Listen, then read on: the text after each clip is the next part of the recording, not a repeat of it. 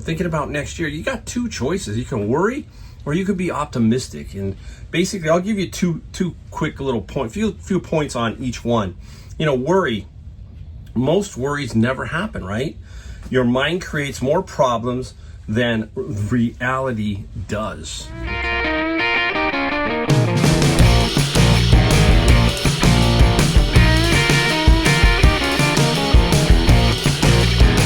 How you doing? Mike, Golden State Picker, with another video today for you. We got some stuff we sold. The final push for this round of fourth quarter eBay.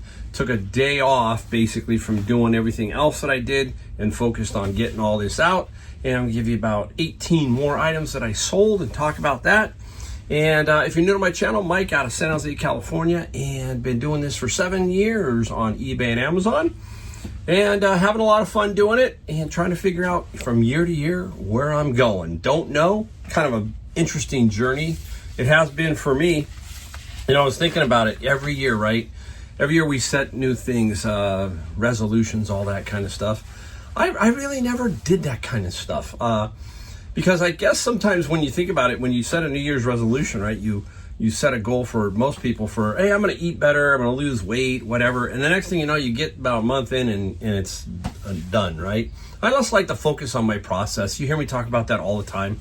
I just want to focus on creating enough good things to happen for me, basically, so that I can set a nice foundation for the entire year. That's all I can do. That's how I've grown this business from basically $0 to over, I think now it's about $1.4 million in total sales, eBay and Amazon, in 7 years. And that's not too bad. I'll take that all day long. But I thought about, what's next year going to bring? And I was thinking about some of the things. And what I think the biggest thing that's going to happen next year is we're going to see more and more AI, artificial intelligence, right? I wonder what it's going to look like. Now, tell me if you've run into any AI yet. And I have, and it's in the phone tree, where occasionally you talk to somebody and you think you're talking to somebody, but it's really an AI agent. I think they call it agenics or something like that. And that's going to be huge. We're no longer going to have press 1 for this, press 2 for this on the phone. I think it's going to be where we're going to eventually going to get to where we're almost talking to somebody, that it sounds like we're talking to somebody, but it's really an artificial intelligence agent on the phone tree system. Drive-throughs, I think those are going to change. We're going to get a lot of stuff there, AI. I don't know what it's going to do to eBay. I know they have the AI thing in the description that you can kind of mess around with. It's going to be interesting to see how all this shakes out, this artificial intelligence. I know that it's, I think a lot of it's good and some of it's bad, but that's like, hey, back in the day when trains were going away because of cars, right? I mean, so I don't know. It's going to make life easier in some spots and maybe a little bit more difficult, So we can't worry about that, right? Getting back to, thinking about next year, you got two choices. You can worry or you could be optimistic. And basically, I'll give you two quick little few points on each one. Worry. Most worries never happen, right? Your mind creates more problems than reality does, okay? Worry drains energy, but solves nothing. Action is what creates change. Worry grows in silence. Talking it out or writing it down often shrinks it. So, we're talking about worry here, right? Your mind it's the same positive, negative feeling. So again, you can worry about what's going to happen, or then you can flip it and maybe become optimistic. And that's what I am. I'm always optimistic that the next year is going to be more efficient, more better in different ways, not just monetarily, but hey, maybe lifestyle, all of that is going to change for anybody, hopefully. That's the goal, is to be less stressful in our life. I think that's the one thing I want, is I want peace and stress-free is basically what I'm getting at. Optimism focuses on possibilities, not limitation, right? Think about that, right? It increases confidence, optimism. It increases our confidence by shifting your focus to what might go right instead of what might go wrong. So I gotta give you a few of those things. I always try to give something because, you know, this is showing you what I sold and what I found. It's not boring. It's actually kind of exciting sometimes because there's some pretty interesting things there. But what I'm getting at here is that it's a complete process that we have. And we have to have a very strong mental foundation and also this finding stuff foundation. But we need to have a good foundation mentally in our business. And if we're not in the mental frame, and it happens to all of us, we have those rides of up and down motions and all that. But if we can keep them steady, and especially at the new year, when you're sitting down and you're looking back at the last year and you're going, hey, what am I going to do? Don't put too much pressure on yourself. Just say to yourself, I'm just going to keep improving my process and keep improving in what I can control. I'm going to try to stay as optimistic as I can, and I'm not going to worry about anything that's going to 99% of the time never materialize. So keep that in mind. All right, it's time to get into what we sold. I got about 17 or 18 items in this run here. Nothing super great, but hey, I'm going to finally finish off and catch up. I took this day off from doing books, and I said I'm going to make sure I get everything out and get it to zero. And I am, and I might even treat myself to a round of golf if I can do this one day this week. We'll see. All right, here we go. Funny, Kevin, the Commonwealth Picker, we go back, and he started about the same time I started, but he did drifting more than I did, but the YouTube thing. And so I've been to Kevin's a couple times, and he used to always find the super shooters. He loved those super shooters. And here is the Proctor Silex one. Not a great one, but it's still a good little one if you can find them for $3 or $4. I picked this one up, I think, at a garage sale for a couple of bucks. And this super shooter, it got 24 plus 11. Great. Some of the other ones can sell towards Christmas for good money. Kevin used to always hold on to them, and then he would flip them towards Christmas and get some really good money out of them. This is out of my friend's locker. This is a Christmas ornament, 1975. And it is Mickey in them. The packaging is kind of unique on this. Look at the packaging. I'm going to show you. It's kind of a unique little clamshell that they put together. Look at that. Little plastic around it, so it's kind of trapped in there. Watch me break it now. But, nice little interesting packaging on that ornament from Mickey and Minnie. And the ornament, we didn't get a whole lot. We got 10 plus 6 for shipping, so that's a pretty darn nice little find. Simple little sale.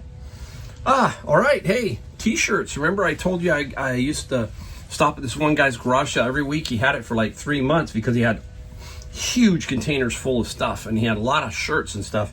I wish I would have bought them all. Man, I should have just said, you know what, instead of fishing through everything, just should have said how much for all of them every day, it seemed like. But this one is, look at the graphic on this one.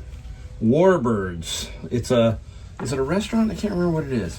Open since it's just a hot lead and cold drinks bar. It's a bar and grill. Nice, huh? Warbirds. Very cool. Not a lot. 16 plus free shipping. I paid like $2 a t-shirt all throughout every time I would visit him. Put piles of stuff together, and they would sell really well. And I just forgot I had a bin, and I found about 20 shirts, and I put them up. Robinson Crusoe. Boy, there are many, many versions of this. Now, N.C. Wythe, I think is how you say his name. He illustrated this one. He did illustrations for Easton and stuff like that. There's some Easton Weiss that sell for some good money. And Caruso here sold for 20 plus 8 on the shipping side. We got to make another pile. Let's go back that way. We wouldn't be without a Bible in a video, and this is a good one. The Holy Bible, 1611 edition. It does have the man's name on it, Brad Wilson.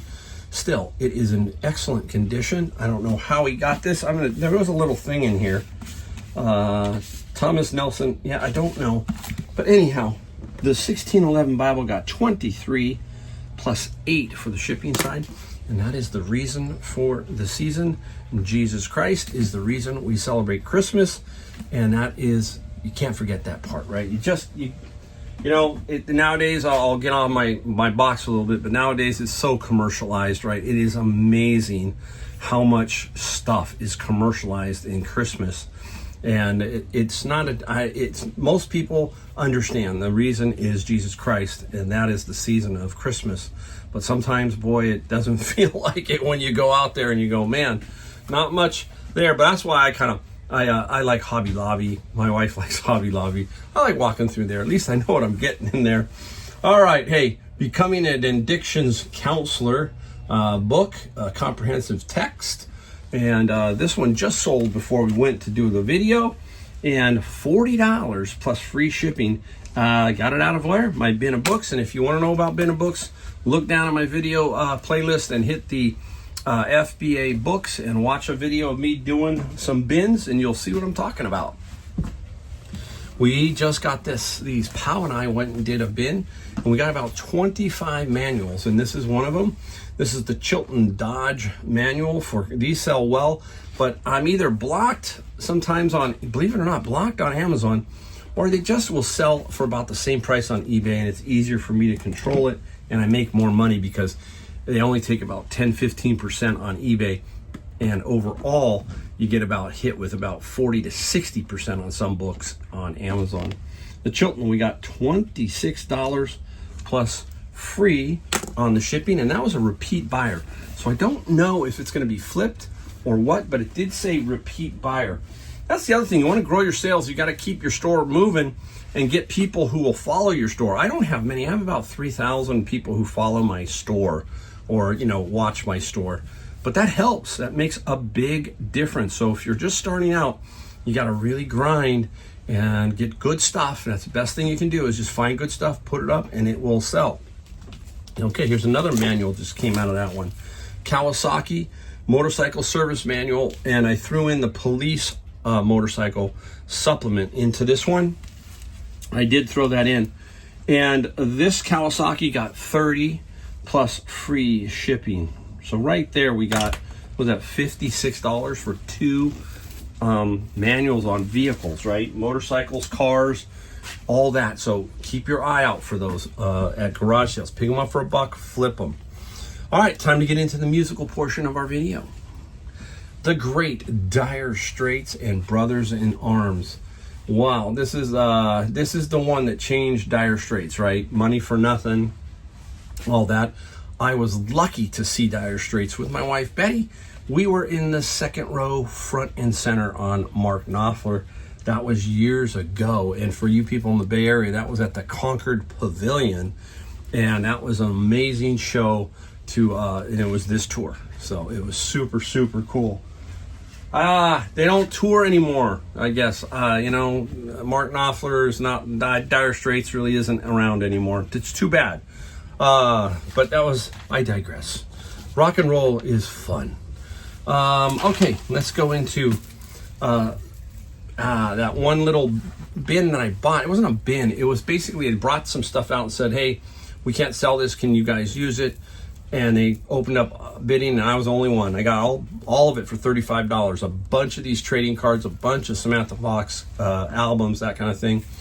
And this is a bunch of Indiana Jones trading cards. And this is a nice little all in binders and everything. And I really killed it on this as far as all of the various ones that I've sold.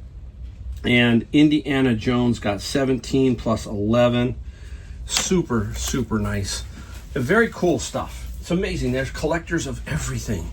Just everything. Okay, talking about role-playing game books. Here is Assassin's Creed. I don't know if this is 1, 2, and 3. I can't read on the side, but there was a 3-book set here, okay? And better as a lot is what I'm trying to get at. Sold as a lot, and we got 36 plus 11 for shipping, and that's super cool. Now this one here is a older comic of Phoebe Zeitgeist, and interesting older comic book stuff. That stuff will sell, vintage stuff like that. Very, very cool. And for Phoebe, we got 40 plus 8, all out of my bins, okay, over the past 7 years, okay, of doing, well, since 7, it's about 5.5 years of doing the bins. Now, here's a nice little book lot set. I want to talk about this one. This is interesting. Now, basically, when I see something like this, a book set, okay, I get kind of excited because like, okay, wow, maybe I got some value there. And then sometimes I get them like this and I go, The Strange Tales of Lizawa. Lizawa? I have no idea. Apologize. I just can't say some of these words. Little 6-volume set. No comps, no nothing. I have no idea. So I just threw this thing up there, and then I ended up putting it on sale. And we got $105 plus $13 for shipping. The cost of one bin of books right here. And I had no idea. Just stick it up. If there's nothing on there, you kind of control it. It took a while. So I knew that the price that I sold it at was probably fair. Meaning somebody gave me the offer. I don't think this was an offer. This was on sale, down to $105 on my while I was away. So yes, very, very cool. You don't know. You just put it up. Hopefully it sells, and that's what happens. All right, this is my last Jingle Pals. While we were back east, my wife and I did hit an estate sale, and they had a bunch of Jingle Pals on the table. I looked at them, and there's one or two that are worth some good money, but most of them, you got to pick them up cheap, and they wanted $8 each, and that was just too much. So here's a Jingle Pals. I don't think I have the battery in it. Yeah, I took the batteries out of everything. So this is a Jingle Pals and 20 plus 15. I probably paid no more than $3 or $4 at a garage sale for this or something like that. So yeah, Jingle Pals, if you can pick them up cheap, that's the key. Not $8. I don't think $8 is pushing it, is what I'm getting at. All right. Speaking of Jesus is the reason, okay? Yes, even in the toy factories they have, and the toy makers, okay? Fisher Price Little People's Deluxe Christmas Story. There you go. How cool is that, right? Little baby Jesus, and somebody has bought that for hopefully a child. I'm pretty sure. I hope so. Hope for a child or their house or whatever. Maybe they have a bunch of different mangers. Very, very cool. $28 plus $14 on the shipping side. Super cool there. All right, and now we get into a little bit darker subject. No, it's the Time Life Enchanted series where we are. It's dragons, what else? Wizards and all that, and just stuff from the Time Life category. They have these, and these are interesting little set. And the Time Life went for $33 plus $18 on the shipping side. I sold another set of those. A lot of people like to collect those Time Lifes. That whole series of stuff is very, very popular. But some, like I said, some are good, some aren't. I think the Cowboys I've sold, that's okay. This one's good. Let me know if you know of a Time Life series that maybe I need to really keep my eye out for that sells for good money, because I'm curious. They made so many. There has to be a Time Life series that sells for a lot of money. Let me know in the comments down below. And I think, wow, did I run through everything? I got one more to go, and that's it, folks. Quick video. I love it, though. Hey, quick.